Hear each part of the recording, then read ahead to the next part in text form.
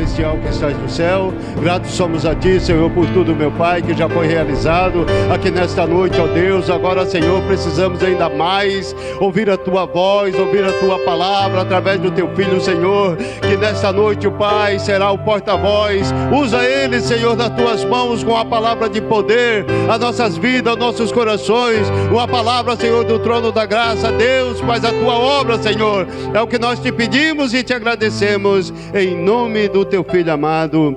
Amém e amém, Jesus. Deus abençoe. Meus irmãos, eu vos saúdo com a gloriosa paz que é em Cristo Jesus. Amém. Para mim se constitui um grande regozijo em minha alma, pelo fato de estar aqui para ministrar a palavra de Deus para as ovelhas de Cristo. Lá em João, no capítulo 10, Jesus ele se apresenta como o bom pastor, dizendo: eu sou o bom pastor. E o que é ser o bom pastor? O bom pastor é aquele que protege, é aquele que ama, é aquele que cuida, é aquele que arrisca a sua vida em prol das suas ovelhas, e é aquele que dá a sua vida pelas suas ovelhas. E Jesus Cristo, ele deu a sua própria vida pelas suas ovelhas, pelo seu rebanho. Quantos podem dizer amém por isso? Abra sua Bíblia comigo, no primeiro livro da Bíblia, livro de Gênesis, capítulo 37, versículos 5 ao 8. Enquanto os irmãos procuram, eu quero externar aqui a minha gratidão a Deus pela oportunidade que Ele me concede de estar aqui para ministrar a palavra de Deus. E também agradecer à irmã Rita pelo convite. Que Deus abençoe, juntamente com seu esposo, irmão Ney. E também externar a minha gratidão ao pastor da nossa igreja, pastor Mengarda. Que Deus abençoe, muito obrigado pela oportunidade, pela permissão. E também externar minha gratidão ao evangelista irmão Aurino, tem me ajudado bastante. O homem de Deus, tem aprendido bastante coisa com ele. E que Deus abençoe a todos, minha família também. E que possamos seguir firme com Cristo Jesus. Amém?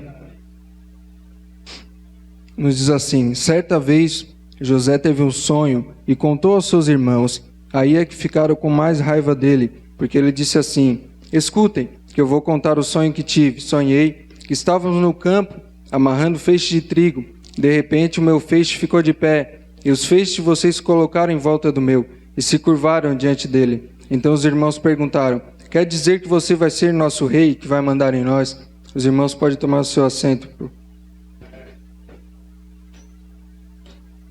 Meus irmãos, a história de José, ela é uma história inspiradora, magnífica e ao mesmo tempo sofrida, porque José, ele passou por muitas provações, muitas aflições, mas a história de José, ela tem um final extremamente surpreendente e emocionante. Desde muito jovem, José já era um jovem muito sábio, ele possuía um dom muito bonito, que era a interpretação de sonhos. José, ele foi o primeiro filho de Jacó com Raquel, porque antes Raquel era estéril, ou seja, de maneira nenhuma ela teria filhos. E Deus tornou Raquel a ser fértil, ou seja, agora ela poderia ter filhos, porque Deus fez um milagre na vida de Raquel. Jacó teve 2 filhos com Raquel, que era José e Benjamim. O parto de Benjamim para Raquel foi bastante complicado, tanto é que Raquel acabou morrendo após o parto de Benjamim. Jacó possuía mais 10 filhos, sendo eles com Leia, Bila e Zilpa. No total eram 12 filhos. A Bíblia vai nos relatar que José, com 17 anos, ele cuidava de ovelhas e cabras, juntamente com seus irmãos. José, desde muito jovem, já era verdadeiro, um jovem de palavras. José sabia distinguir o que era certo e errado. Ele era justo, tinha sede de justiça. Tanto é que José contava ao seu pai as coisas erradas que seus irmãos faziam. José, ele era o filho mais querido de seu pai, o filho mais amado. Jacó era velho quando José nasceu, e José era o primeiro filho de Jacó com Raquel, por isso o amor era maior, se podemos assim dizer. Jacó manda fazer uma túnica diferente para José, e os irmãos de José percebem o amor que Jacó tinha por José. E aí nasce o sentimento de inveja, nasceu o ódio e a grosseria, e José começa a ser maltratado pelos seus irmãos. Nos dias atuais muitos dizem: oh, que inveja santa de uma determinada pessoa. Meus irmãos, na minha humilde opinião, olhando para dentro da Bíblia, não existe inveja santa. Vai orar e pede para Deus te libertar. Isso é um sentimento desagradável, maldoso, perverso, que precisa ser arrancado de dentro de você imediatamente. Tiago, capítulo 3, versículo 16 diz assim: onde há inveja, a ambição egoísta, aí a confusão e toda espécie de males. Esses dias eu estava lendo e meditando na palavra de Deus, nos nossos momentos atuais que vivemos, e eu cheguei à conclusão, um pensamento meu, que um dos maiores problemas dos seres humanos em geral, nos dias de hoje, é o pecado, é o amor pelo pecado, aquele pecado de estimação, e nós só venceremos o pecado com Cristo. Sem Cristo não dá, porque o salário do pecado é a morte, mas o dom gratuito de Deus é a vida eterna. José, ele tem 2 sonhos em Gênesis, no capítulo 37. Ele relata o sonho aos seus irmãos e diz: eu sonhei que estávamos no campo amarrando feixe de trigo, e de repente o meu feixe ficou de pé, e os feixes de vocês se colocaram em volta do meu e se curvaram diante dele. Quando ele conta o primeiro sonho aos seus irmãos já sentem raiva dele, indagam a ele dizendo: quer dizer que você vai ser nosso rei e que vai mandar em nós? Depois José conta outro sonho aos seus irmãos ainda ficam mais ainda a raiva dele, e também o seu pai repreendeu a José. Os irmãos de José tinham inveja dele, mas o seu pai não, ele ficou pensando no caso. Movidos pelo ódio, pela inveja, pela falta de amor a José, seus irmãos então planejam matá-lo, mas acabaram não matando. No momento que José chega perto dele, eles vão em cima de José e arrancam a túnica que seu pai Jacó tinha dado a José. E depois jogam ele no poço que estava vazio e seco. Logo após isso, estava passando por ali uns ismaelitas que vinham de Gileade e ia para a terra do Egito. Então Judá, um de seus irmãos, tem uma ideia de não matar José, mas sim vendê-lo, e seus irmãos concordam em vender José. Para resumir, José é vendido como escravo. Depois seus irmãos matam um cabrito e mancham a túnica de José com sangue, para mostrar a seu pai que ele tinha sido morto. Então Jacó fica de luto, acreditando que seu filho José estava morto. Enquanto isso, José é vendido a Potifar, que era oficial e capitão da guarda do rei do Egito. Irmãos, aqui eu aprendo que não podemos confiar em ninguém, muitas vezes nem na nossa própria família. E quando eu digo família, eu digo irmãos, tios, primos e por aí afora, porque o ser humano em geral ele é falho, todos nós somos falhos e estamos propícios a cometer erros, e cometemos erro constantemente. Por isso, deposite a sua confiança em Cristo, porque Ele é o autor e consumador da sua fé. O salmista, no capítulo 118, no versículo 8, diz assim: é melhor confiar em Deus do que nos homens. Imagina o sofrimento de José desde o começo da sua história. Já havia sofrido muito, mas José conhecia o Deus que ele servia. Era necessário ele passar pelas provações. Ele estava se tornando uma pessoa mais forte. O que Deus tinha para ele era muito maior do que o sofrimento que ele estava passando. Se você tem promessa de Deus, está passando pelas provações, não desista, continue firme. Muitas das vezes é necessário passar por provações para Deus cumprir o seu propósito em nós, porque quanto maior a luta, maior será a vitória. O tamanho do processo que você está passando hoje não se compara com o tamanho do projeto de Deus que você viverá lá na frente. É muito maior. Lembre-se, todas as coisas cooperam para o bem daqueles que amam a Deus. Estando José agora no Egito, Deus não o abandona. A Bíblia diz que o Senhor estava com ele e o abençoava em tudo que ele fazia. Potifar viu a inteligência e sabedoria que José possuía. José fazia tudo muito bem feito. Então, José ganha a confiança de Potifar. Ele é colocado para governar a sua casa e tomava conta de tudo que era de Potifar. Por causa de José, Deus abençoou o egípcio em tudo que ele tinha no lar e também nos campos, porque José ele era fiel a Deus e o Espírito de Deus habitava nele. Era uma pessoa culta, com palavra. Não gostava de mentira, sempre dava o seu melhor e principalmente ele era um ramo frutífero, porque Deus estava com ele e tudo que ele fazia, aonde ele plantava a ponta dos seus pés, prosperava. Só que novamente as coisas mudariam. A Bíblia diz com outras palavras que José ele era um homem bonito e a mulher de Potifar então, um certo dia, nasceu um interesse da parte da mulher de Potifar. Um certo dia ela vai em cima de José e convida José para ir para a cama, e José ele prontamente já nega, porque ele era responsável por tudo dentro daquela casa, mas óbvio que ele não poderia se relacionar com a mulher de Potifar. Então ele diz: como poderia eu fazer uma coisa tão imoral e pecar contra Deus? Vejamos, meus irmãos, ele não estava preocupado com Potifar, ele estava preocupado porque ele não queria pecar contra Deus. José ele temia ao Senhor. Porque, irmãos, a nossa carne é fraca, precisamos estar fortificados no Espírito Santo, na palavra de Deus. Porque a fornicação e a imoralidade sexual, elas te aprisionam, te destroem, geram maldições. E José, ele conservava os seus princípios, era um homem temente a Deus. Ele tinha consciência que não poderia praticar tal ato, que iria gerar consequências severas lá na frente. E ela vinha todos os dias, eu imagino a situação. José, vamos para a cama. E no outro dia, José, vamos para a cama.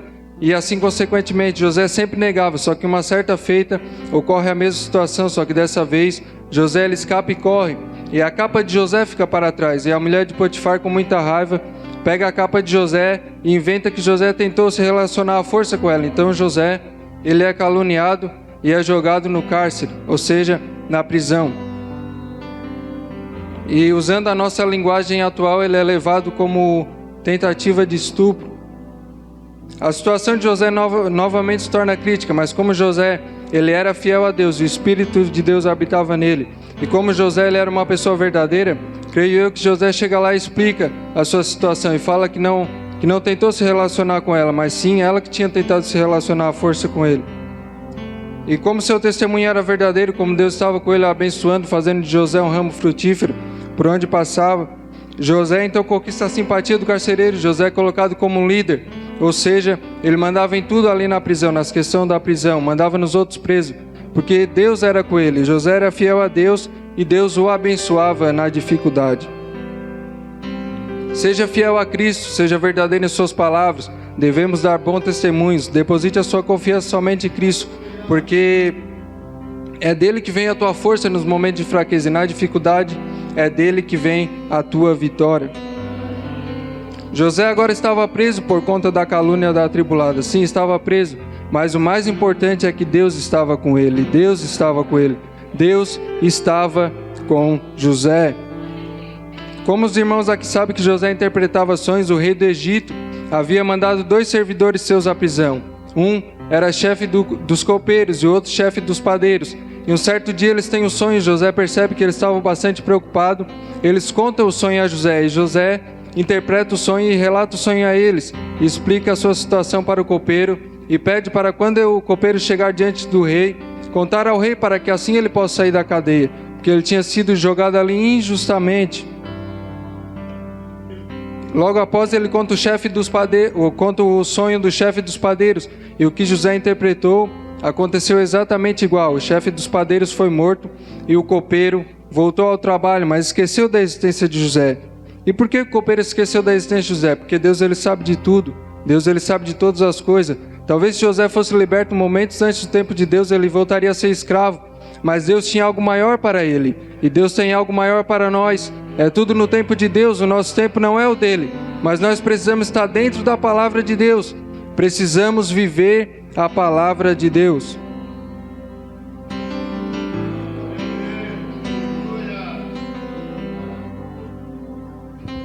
Então, passa-se 2 anos, um certo dia, o rei do Egito teve 2 sonhos.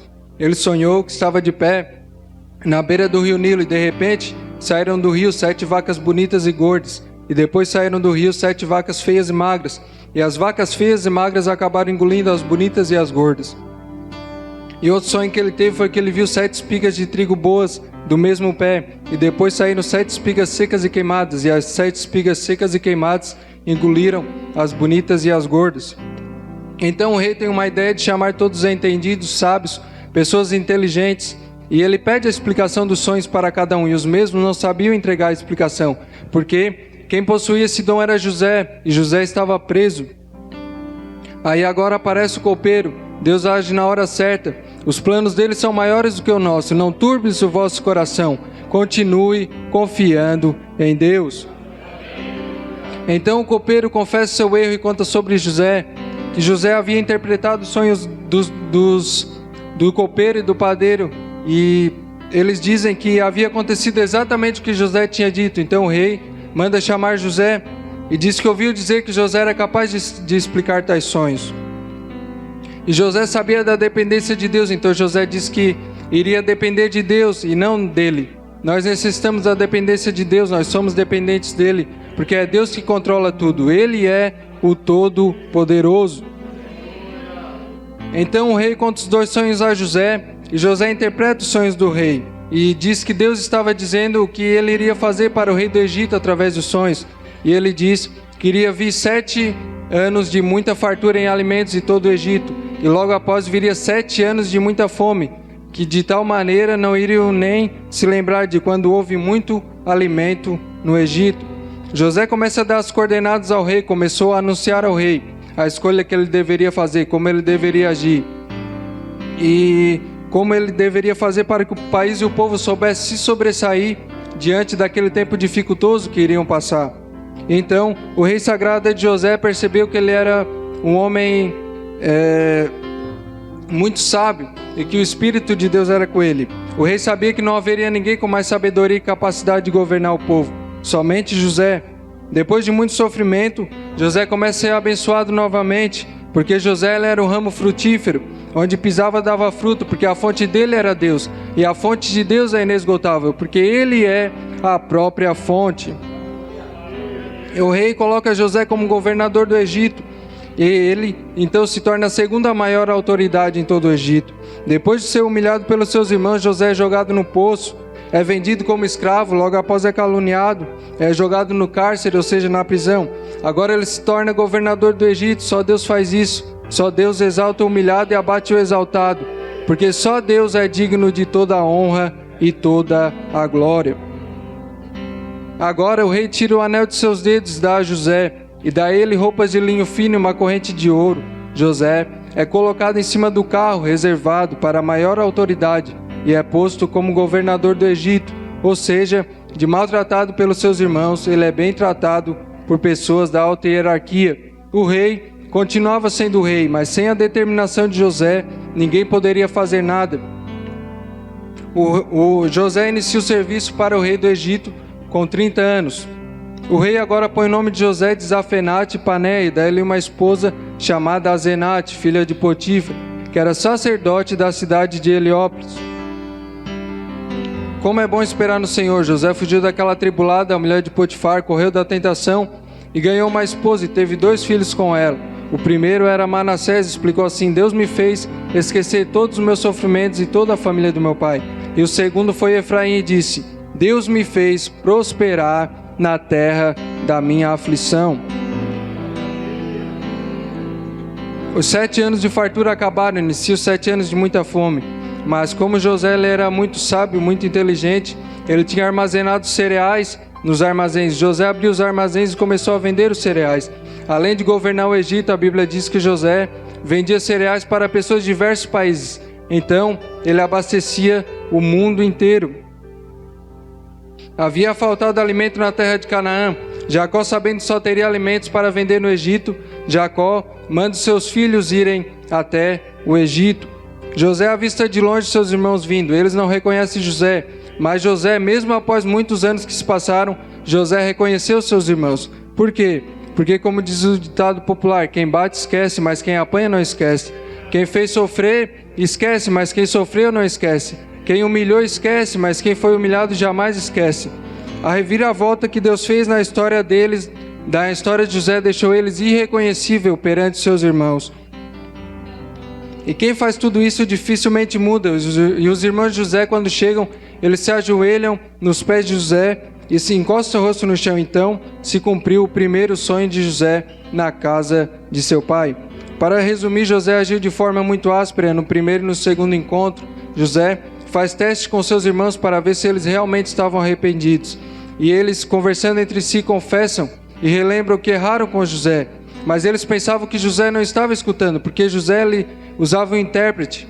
E eles também não sabiam que José era o seu irmão, que aquele homem ali era José, seu irmão. E José relembra os seus sofrimentos, se afasta deles para chorar. E José deixa o Simeão, que era um de seus irmãos, preso. E os outros irmãos voltam para sua casa, cheio de mantimentos e com o dinheiro da volta. Os irmãos de José, logo após, eles voltam a Canaã. E logo após falta alimento novamente. E Jacó pede para os seus filhos voltarem lá e levarem os presentes que Jacó havia preparado para José. Jacó havia preparado os melhores produtos daquela terra: mel, especiarias, nozes e amêndoas, e mandou o dinheiro de volta. Quando seus irmãos retornam juntamente com Benjamim, seu irmão mais novo, parte de pai e de mãe, José prepara um banquete para seus irmãos. Seus irmãos entregam um presente a José. José pergunta sobre seu pai. Logo após, José se afasta para chorar e ele relembra de novo todo o sofrimento que ele já tinha passado.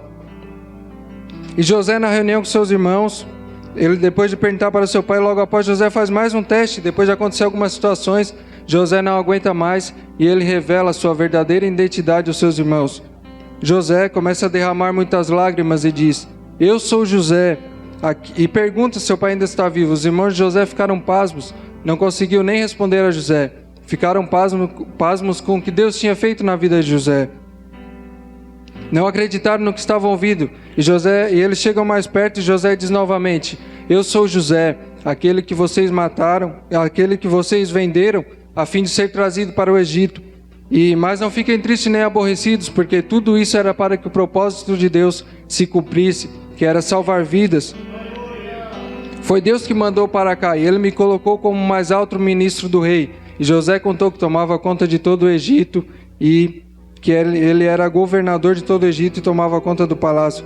José manda seus irmãos chamarem seu pai, e José depois fala para eles e sua família toda irem morar no Egito. Então José deu a eles terra na melhor região do Egito. E depois Jacó abençoa seus filhos e morre. Seus irmãos, com medo de José, eles pedem perdão a José, mas José já havia perdoado, seu coração estava limpo. Que possamos ser como José, tementes a Deus, uma pessoa de palavra, ter um testemunho verdadeiro, ter sabedoria nas horas decisivas e principalmente liberar o perdão, sem guardar mágoas e rancor, porque o perdão, ele liberta a nossa alma.